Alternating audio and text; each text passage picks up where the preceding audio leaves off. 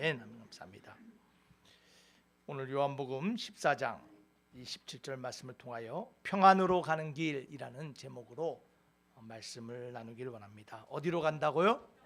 네, 평안을. 여러분의 인생이 평안 가운데 걸어가십니까? 네, 그러한 인생 되기를 원합니다. 여러분 스타워즈라는 영화 좋아하시죠? 혹시 아세요? 스타워즈? 네, 스타워즈라는 영화가 전 세계적으로 참 많은 사람들의 팬덤을 가지고 있고 좋아합니다. 또 전 세계적으로 얼마 전에 대한민국에 이슈가 된 것은 한국이 자랑하는 배우 이정재 씨가 그 에콜라이트라는 스타워즈 시리즈의 주연 배우로 발탁이 되어서 이제 끝난 것 같지만 그래서 야 동양인도 할리우드 영화의 주연으로 이제는 올라설 수 있구나라는 큰 이슈가 됐던 영화가 스타워즈 영화입니다. 이 스타워즈가 참 많은 이야기와 스토리가 있습니다. 그런데 이 스타워즈가 처음부터 끝까지 관통하는 주제가 있는데 그것을 한 대사 단어로 표현되고 있습니다. 핵심 대사가 뭐냐면 May the force be with you 라는 말입니다. May the force be with you.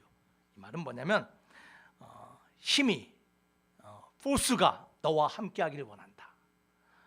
이 말이에요. 그래서 force be with you 라는 인사말로 서로를 해요.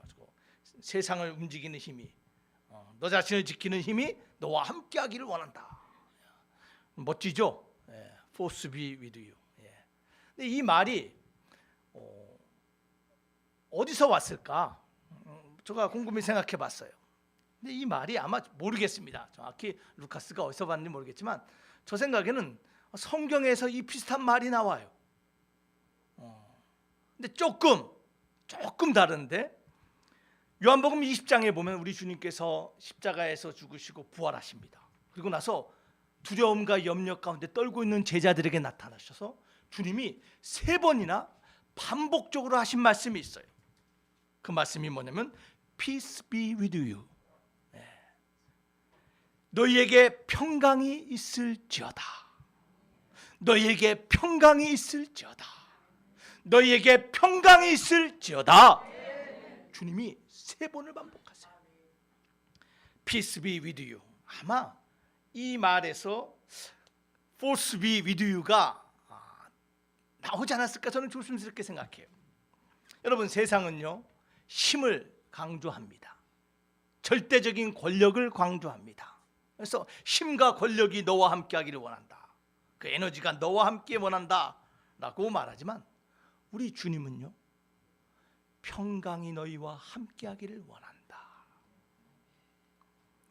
그 주님의 평강이 저와 여러분의 인생과 교회와 가정과 이 나라 가운데 함께 할 줄 믿습니다. 여러분 그래서요 성경에서 우리 하나님을 뭐라고 말씀하세요? 우리 하나님의 이름인데 우리 하나님이 평강의 하나님, 평화의 하나님, 여호와 샬롬의 하나님 되심을 믿으시기를 바랍니다.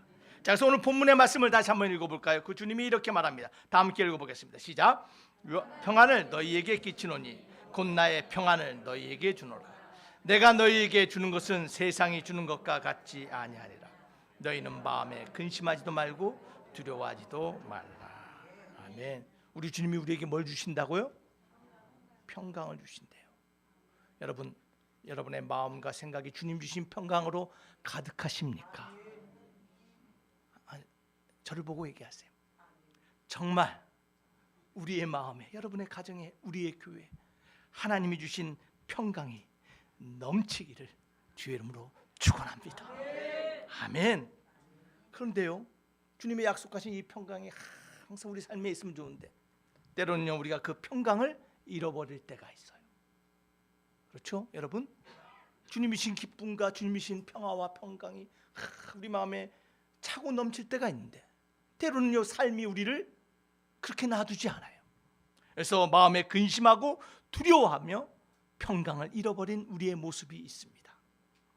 무엇이 우리의 마음에 주님 주신 약속하신 평강을, 그 평안을 무너뜨리고 앗아갈까요? 여러분 구체적인 3가지 평강을 무너뜨린 적들이 있어요. 첫 번째는요 뭐냐면 환경이에요. 근데 이게 그냥 환경이 아니라 컨트롤되지 않는 상황. 우리가 어쩔 수 없는 상황, 그런 상황이 되면요, 우리는 마음에 염려하고 걱정하며 주님이 주신 평안을 잃어버릴 때가 있어요. 두 번째는 사람이에요. 어떤 사람이냐면요, 변하지 않는 사람. 변하지 않는 사람. 평생을 보고 평생을 기도했는데 변하지 않아. 그러면 그 관계가 금이 가기 시작하며 하나님 주신 평안이 무너지기 시작한답니다. 세 번째로 주님이 약속하신 그 평안이 무너지는 세 번째 적이 있는데, 무너뜨리는 그것은 바로 문제예요. 문제들. 그런데 그냥 문제가 아니라 답이 보이지 않는 문제. 그럴 때 우리는 마음의 염려와 걱정으로 인하여 평안이 무너진답니다. 무엇이 우리 마음의 평안을 무너뜨린다고? 첫 번째요, 환경. 어떤 환경이요? 조절되지 않는 환경, 컨트롤되지 않는. 두 번째 어떤 상황이요? 사람, 변하지 않는 사람. 세 번째요, 네? 문제, 답이 없는 문제. 여러분, 이게 우리 가정에서, 우리 삶에서, 우리 교회에서 일어나는 실제적인 문제예요. 여러분, 가정이 평안하십니까? 여러분, 평안하세요? 네. 여러분, 사랑을 하면 눈에 뭐가 끼운다 그래요? 네, 콩깍지가 끼운대. 여러분, 콩깍지의 유효기간, 사랑의 유효기간이 얼마나 된다 생각하십니까? 3년. 어떻게 아셔요? 우리 지선미 원사님 실제로 3년이었어요? 실제로 3년이었대. 지금은 콩깍지가 없습니까? 여러분, 많은 사람들이 뭐 2년이네 3년이네 얘기해요. 실제로요, 미국의 코넬 대학에서 인간행동연구소에서 실제로 조사를 했어요. 2년 동안 5,000명의 사람을 불러서 연구해서 조사한 결과, 사랑의 콩깍지가 벗겨지는 기간을 실제로 조사해서 발표했는데 18개월에서 30개월이랍니다. 사람에 따라 조금씩 틀린데, 짧은 사람은 1년 6개월, 긴 사람은 2년 6개월까지 사랑의 콩깍지가 씌워진대요. 여러분, 사랑의 콩깍지가 씌워지면 어때요? 예? 어떠세요? 어떠세요? 사랑의 콩깍지가 씌워지면? 다 좋죠. 밥을 안 먹어도 배부르죠. 다 좋아요. 다 좋습니다. 다 용납됩니다. 그런데 사랑의 콩깍지가 벗겨지기 시작하면 어떻게 됩니까? 이제 벗겨지기 시작하면 단순한 행동 하나하나가 눈에 거슬리기 시작합니다. 어떤 사람 말에 남편의 숨소리도 듣기 싫대요. 어떤 남편들은 말합니다. 마누라가 자주 집을 비웠으면 좋겠어요. 여러분, 많은 가정이 사랑으로, 믿음으로, 주님 주신 하나됨으로 돼야 되는데, 가정에 콩깍지가 벗겨짐을 통하여, 글쎄요, 이거는 이제 연구라고 하지만 실제 가정의 수많은 문제로 인하여 사랑보다는 시기와 미움과 다툼과 원망이 있음으로 통하여 가정마다 하나님이 주신 하나됨과 평안이 깨지는 가정이 얼마나 많은지 몰라요. 꼭 콩깍지 때문만은 아니에요. 여러분, 교회도 마찬가지입니다. 여러분, 이게 현실화가 됐습니다. 지금 미국의 감리교회에서, 실제예요, 한 한인 감리교회에서 예배 중에 교단에서 사람이 와서 1분만 시간을 달라 그러더니 그 목사님, 교단 감독이 와서 그 자리에서 담임 목사를 파면해 버렸어요. 그들이 깜짝 놀랐어요. 도대체 뭐 하는 짓이냐? 당신 내려와라. 당신이 무슨 권한으로 20년 동안 목회를 한 우리 목사님을 파면할 수 있느냐? 감리교는 파송하잖아요. 난리가 났습니다. 교단과 교회가 싸움이 벌어졌어요. 그 이유가 뭔지 아세요? 동성애 때문이에요. 교단은 동성애를 인정한다라는 거예요. 그런데 그 감리교단은, 한국 감리교는 동성애를 인정하지 않아요. 그것은 하나님이 주신 질서를 깨트린 거라는 믿고 모든 교인이요, 동성애에 찬성하지 않았더니 그 찬성하지 않은 목사를 교단에서 파면한 거예요. 이런 교회가 막 일어나기 시작해요. 그러자 한 교회는요, 교단에서 탈퇴를 결정하고 교회가 그 감리교단에서 탈퇴를 했어요. 여러분, 교단과 교회가 싸우고 분열이 일어나는 상황, 지금 현재 오늘날 교회의 모습이에요. 여러분, 더 놀라운 것은요, 그 감리교단의 대표로 나온 사람이 뭐라고 얘기하냐면요, 자기들은 교리적으로 신학적으로 문제가 없대요. 예수님도 동성애자를 사랑하시죠. 예수님 사랑하시죠. 죄인들 사랑하세요. 하지만 동성애를 예수님이 받아들이는 건 아니에요. 회개하고 돌이키라는 거지. 예수님도 동성애를 받아들인대. 그래서 또 놀라운 얘기를 뭐라면 사도 바울이 동성애자라는 거예요. 여러분, 이게요, 오늘날 기독교 내에 있는 극단적으로 나간 교단과 교리의 문제예요. 여러분, 사도 바울이 사랑하는 내 형제요, 사랑하는 디모데요 이렇게 말했다고 여러분 동성애자입니까? 예? 동성애자예요? 아니죠. 성경을 너무나 왜곡하고 있어요. 이걸 통하여 교회와 교단이 다툼이 벌어져요. 그뿐이 아닙니다. 교회와 나라가 갈등과 분열 가운데 다툼이 벌어지는 상황이 얼마나 많은지 몰라요. 여러분, 오늘날 대표적인 이슬람 국가는 이란이에요. 그렇죠? 그건 이슬람 신정 국가예요. 여러분, 이란이 처음부터 그런 게 아니에요. 70년대만 해도 이란은 민주주의 국가였어요. 수많은 교회들이 있었어요. 그런데 이란에 이슬람 혁명이 일어남으로 말미암아 모든 기독교인은 나라의 통제를 받아야 되고, 이슬람 언어로는 예배를 드릴 수 없고, 교회는 나라의 통제 안에서 예배를 드려야 된다는 이슬람 법에 의해서 교회를 핍박하기 시작했어요. 수많은 목사님들이 목숨을 잃었습니다. 개종했다고 해서 사형을 선고받았습니다. 미국에서 제가 섬기던 교회에 함께 동역하던 모슬림 목사님도요, 과거에 모슬림이었죠. 교회를 하는데 교회에 폭탄을 실은 차가 와서 교회를 폭파시켰어요. 수많은 사람들이 나라의 종교로 인하여 다툼과 분열과 아픔과 눈물을 흘리는 것이 오늘날 현실이에요. 나라와 교회가 갈등이 일어납니다. 교단과 교회가 갈등이 일어납니다. 교회와 교회가 갈등이 일어납니다. 세상과 교회가 갈등이 일어납니다. 믿음으로 하나 되어야 될 가정에서 주님의 약속하신 평화와 화평이 일어나지 못하고 다툼과 갈등이 일어납니다.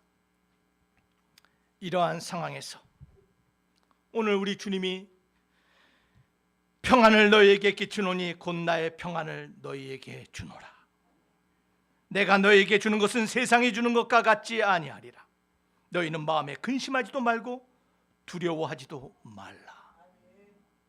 오늘 이 주님이 약속하신 평안이 우리의 가정과 우리의 교회와 이 사회 가운데 이 말씀이 약속으로 드러나길 주 이름으로 축원합니다.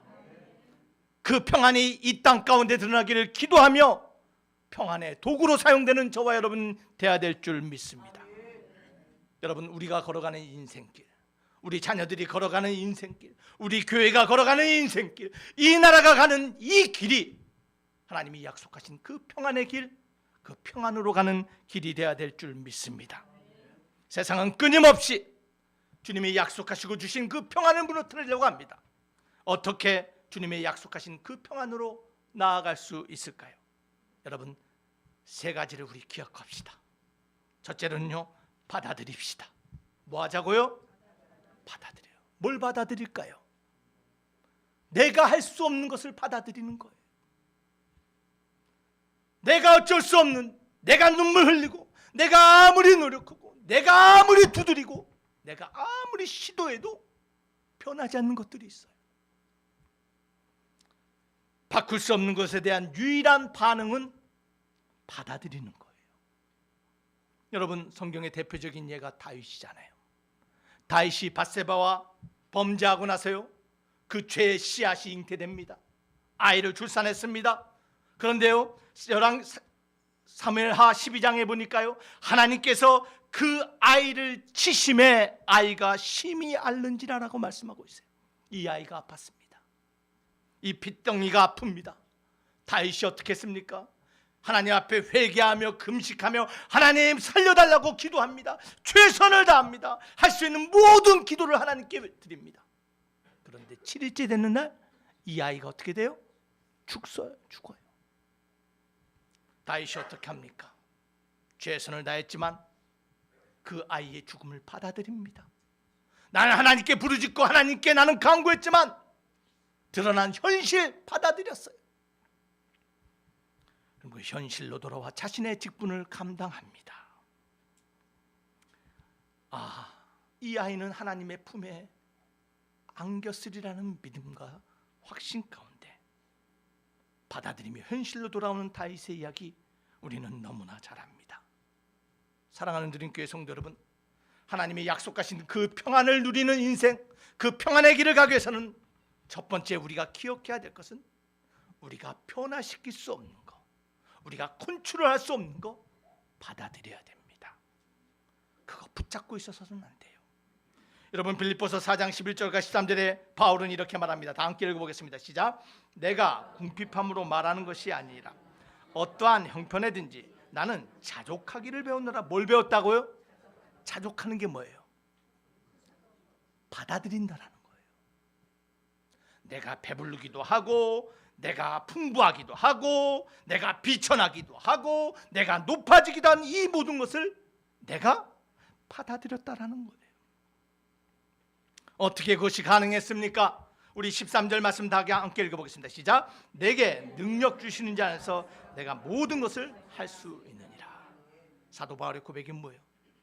내가 자족하고 받아들일 수 있었던 이유는 바로 주님이 주신 능력 때문에, 주님이 주신 약속 때문에, 주님이 주신 말씀 때문에 내가 이것이 가능했습니다. 주님의 능력 없이는 하나님, 나는 받아들일 수 없습니다. 사도 바울과 같은 고백의 주인공 되시길 주 이름으로 축원합니다. 여러분, 그런데 우리는요 참 약해요. 삶의 끊임없는 문제 가운데 자족하며 받아들이겠습니다라고 고백을 하면서 꼭 우리는 뒤끝이 있어요. 하나님, 그런데 왜 그러세요? 하나님, 좀 설명 좀 해주세요. 하나님, 좀 이해되게 말씀 좀 해주세요. 그런데요, 하나님이 다 설명해 주셨으면 좋겠는데 하나님이 설명 안 하실 때가 더 많아요. 왜 그럴까요? 왜 하나님 우리 삶의 모든 상황과 문제를 설명해 주지 않으실까요? 여러분, 여러 가지 이유가 있어요. 첫 번째는요, 하나님이 다 설명할 필요가 없어요. 왕이 신하에게 다 일일이 말하지 않아요. 창조주 되신 하나님이 다 설명할 필요가 없어요. 또한 두 번째로는요, 하나님이 우리 설명해 주어도 우리는 이해하지 못하게 설명하지 않는 거예요. 또 한 가지 하나님이 설명하지 않는 이유는요, 때로는요 설명이 평화를 가져다 주지 않기 때문이에요. 설명이 다 위로와 평안을 주지 않는다라는 거예요. 여러분, 그 대표적인 이야기가 욥의 이야기예요. 여러분, 우린 욥의 이야기 다 알아요. 욥이 왜 그러한 어려움과 고난을 당했어요? 네? 사단이 욥의 신앙을 시험하기 위해서. 우리는 알지만 만약에 이 모든 상황을 욥에게 설명했다 해봐요. 욥이 어떻게 했어요? 기가 막히죠. 하나님은 철저히 침묵하세요. 여러분, 욥의 이야기 너무나 잘 압니다. 48시간 동안 욥은 모든 것을 다 잃었어요. 먼저 사랑하는 자녀를 잃었어요. 가진 거 잃었습니다. 그 다음 날엔 그의 건강도 잃었어요. 뭐만 남았어요? 누구만 남았어요? 어떤 아내예요? 잔소리하는 아내.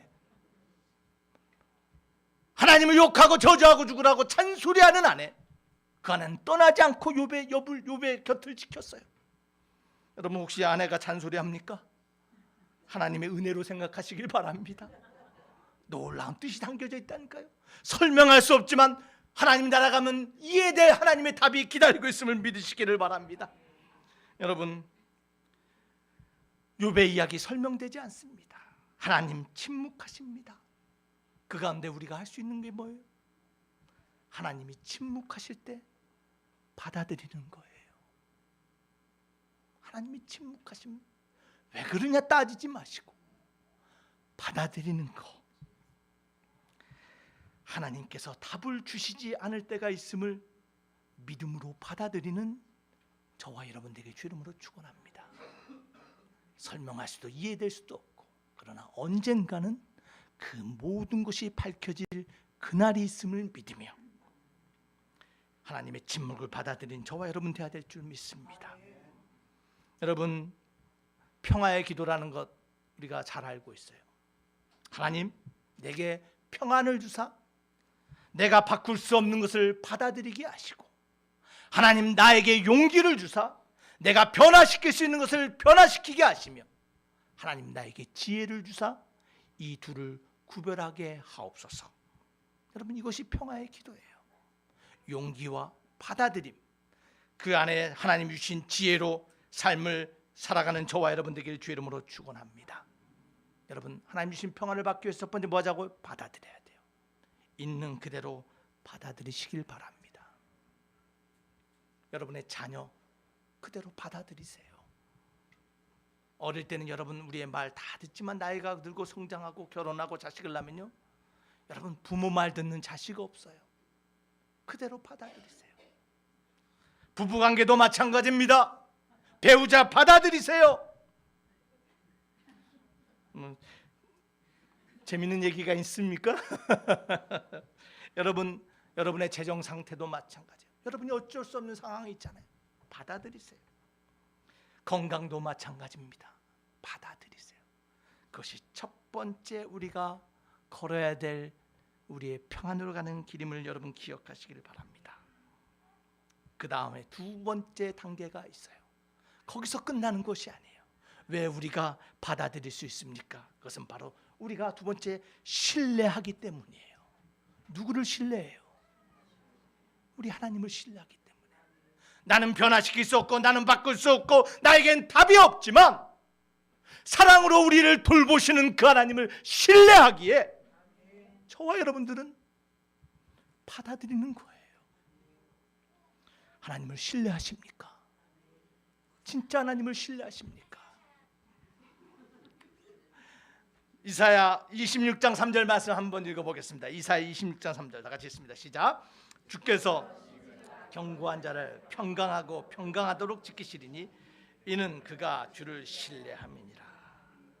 심지가 견고한 자가 어떤 자라고요? 하나님을 신뢰하는 자. 그에게 평강과 평강이 넘치게 하시는 하나님. 여러분, 그 하나님이 저와 여러분의 하나님 되심을 믿으시기를 바랍니다. 여러분, 성경에는요 수많은 사람이 등장해요.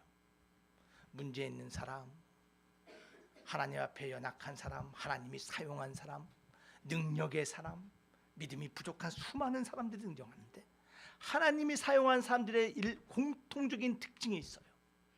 그게 뭐냐면요, 그들은요 한 장의 카드를 가진 사람이에요.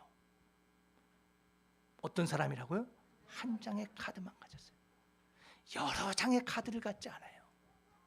여러 가지의 방법과 수단을 의지하지 않아요. 오직 한 카드, 그 카드가 뭐예요? 하나님이었어요. 하나님만이 나의 구원이시고, 하나님만이 나를 지켜주시고, 하나님만이 변화시켜주시고, 하나님만이 답을 주시는 분이라고 신뢰하며 그 하나님만을 인생의 한 카드로 붙잡았던 사람, 그 사람을 통하여 하나님은 역사하심을 믿으시기를 바랍니다. 사랑하는 드림교회 성도 여러분, 세상의 능력과 파워, 권세가 다가 아니라 바로 하나님을 의존하는 것, 하나님을 신뢰하는 것이 우리의 힘이고 능력 되심을 믿으시기를 바랍니다. 하나님을 신뢰해야 돼요. 그래서 잠언 3장 5절과 6절은 이렇게 말합니다. 다 함께 읽겠습니다. 시작. 너는 마음을 다하여 여호와를 신뢰하고 내 명철을 의지하지 말라. 너는 범사의 그를 인정하라. 그리하면 내 길을 지도하시리라. 할렐루야, 아멘. 여호와를 뭐 하라고요? 신뢰하고 내 명철을 의지하지 말고 범사의 그를 인정하라. 그리하면 어떻게 하신다고요? 뭘 하신대요? 권세를 주신대요? 부귀 명화를 약속하신대요? 내 길을 뭐 한다고요? 지도하신대요. 여러분, 여기서 내 길을 지도하신다는 말의 의미를 명확히 알아야 돼요. 하나님이 우리에게 인생의 고속도로를 깔아주시겠다는 게 아니에요. 여기서 길을 지도한다는 것은 우리의 삶에 문제가 없는 인생길을 약속한 것이 아니에요. 수많은 문제를 만나지만 그 가운데 내가 너를 떠나지도 아니하고 버리지도 아니하고 내가 너와 함께하며 너로 하여금 그 문제를 극복할 수 있도록 너를 위한 은혜가 준비되어 있다. 그것이 바로 내 길을 지도한다라는 거예요.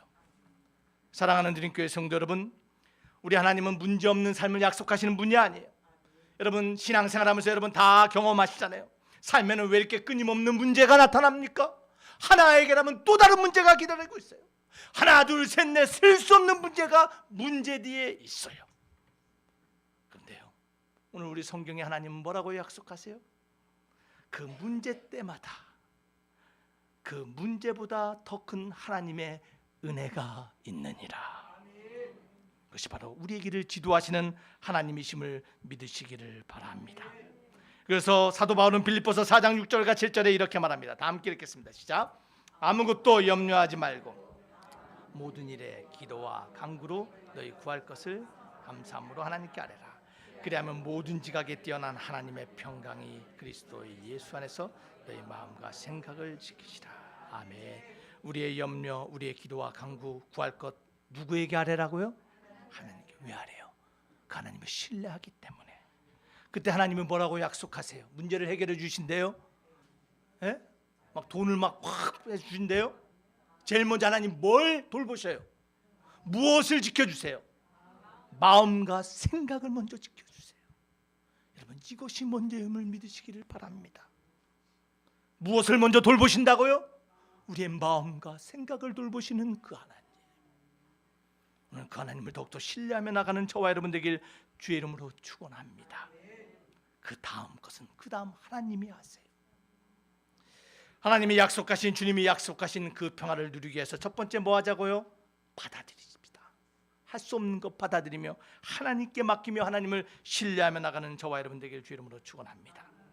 세 번째로 우리에게 필요한 것은 뭐냐면 내려놓음이에요. 뭐라고요? 내려놔야 돼요. 왜 내려놓습니까? 네? 왜 내려놔요? 우리가 다 왜 다 내려놓을 수 있어요? 하나님이 다 일하심을 믿기에 내려놓은 거예요. 여러분, 변화되지도 않고요, 컨트롤되지도 않고요, 답이 없는 상황 가운데서 그 문제를 더 악화시키는 게 뭔지 아세요? 뭐라 생각하십니까? 내가 할 수 있다고 생각하는 거예요. 내가 변화시킬 수 있다고 생각해요. 내가 상황을 컨트롤할 수 있다고 생각해요. 내가 답을 가지고 있다고 생각하는 거, 이것이 상황을 더 악화시키는 거예요. 우리의 인생의 이러한 상황 가운데 우리가 배워야 될 삶의 모습은 바로 기브업이에요. 기브업이 뭐냐면 포기하는 거예요. 내려놓는 거예요. 항복하는 거예요. 하나님 앞에 모든 건 내려놓는 저와 여러분 되길 주의 이름으로 축원합니다.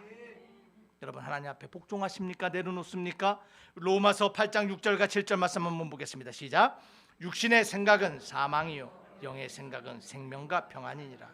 육신의 생각은 하나님과 원수가 되느니 이는 하나님의 법에 굴복하지 아니할 뿐 아니라 할 수도 없습니다. 육신의 생각은 뭐라고요? 사망이고, 영의 생각은 뭐라고요? 생명과 평안이랍니다. 왜 육신의 생각이 사망일까요? 그것은 바로 하나님의 법에 굴복하지 않기 때문이에요. 하나님의 법에 굴복하지 않아요. 왜 하나님 앞에 내려놓지 못합니까? 왜 하나님 앞에 복종하지 않습니까? 이유는 간단해요. 내가 할 수 있다고 생각하기 때문이에요. 내가 더 잘한다고 생각해요. 나에게 아직 기회가 있다고 생각해요. 나에게 아직 여러 장의 카드가 있다고 생각하는 거예요. 내가 인생의 신이라고 생각하기 때문이에요. 사랑하는 드림교회 성도 여러분, 하나님이 약속하신 그 평안, 하나님이 주신다 하신 그 평안을 누리기 위하여 우리의 생각과 우리의 경험과 우리의 모든 것을 내려놓는 저와 여러분 되길 주 이름으로 축원합니다. 하나님 앞에 굴복해야 돼요. 여러분 정말 하나님께 굴복하십니까? 하나님께 항복하시길 바랍니다. 세상 살면서 가장 어리석은 자가 뭐냐면요, 하나님과 싸워 이길 수 있다 생각하는 사람이에요. 내려놓지 아니하고 내 방법, 내 생각을 가지고 사는 사람, 내가 하나님을 이길 수 있다라고 착각하는 교만한 마음이에요. 사랑하는 드림교회 성도 여러분, 하나님께 굴복하는 것이 지혜고 아름다운 능력임을 여러분 믿으시기를 바랍니다. 그러한 겸손과 순종의 사람 되어야 될 줄 믿습니다. 여러분 성경은요, 우리 주님은 우리로 하여금 너희는 세상의 빛과 소금이라고 했어요. 여러분 소금은 언제 맛이 납니까? 녹을 때 맛이 나는 거예요.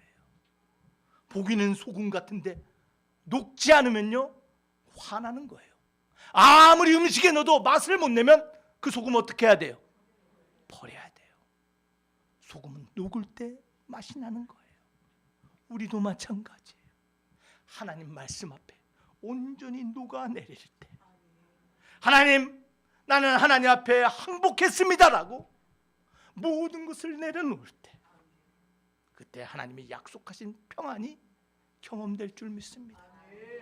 그 대표적인 사람이 사도 바울 아니겠습니까? 자기 생각이 맞다라고 생각했어요. 하나님의 교회와 싸워 자기가 이길 수 있다라고 생각했어요. 교회를 핍박하며 죽일 자를 찾아서 가는데 다메섹에서 누구를 만나요? 예수님을 만나요. 주여 누구시나이까? 나는 내가 핍박하는 예수다. 그 예수님을 만나고 난 후에 바울은 모든 것을 내려놓고 하나님 앞에 항복하며 그 인생을 맡긴 자가 되었더니 어느 곳에 어떤 상황 누구와 함께한다 할지라도 감옥에 있던 호화로운 곳에 있던 배부르던 배고프던 바울의 마음속에는 흔들리지 않는 하나님의 평안이 함께했음을 여러분 기억하시기를 바랍니다. 여러분 세상에서 가장 어리석은 사람이 누구라고요? 하나님과 씨름하는 사람이에요. 평생 하나님과 씨름하고 살아가는 정말 어리석은 사람들이 너무나 많아요. 여러분 우리 안에 있는 육신의 생각 하나님 앞에 내려놓길 바랍니다.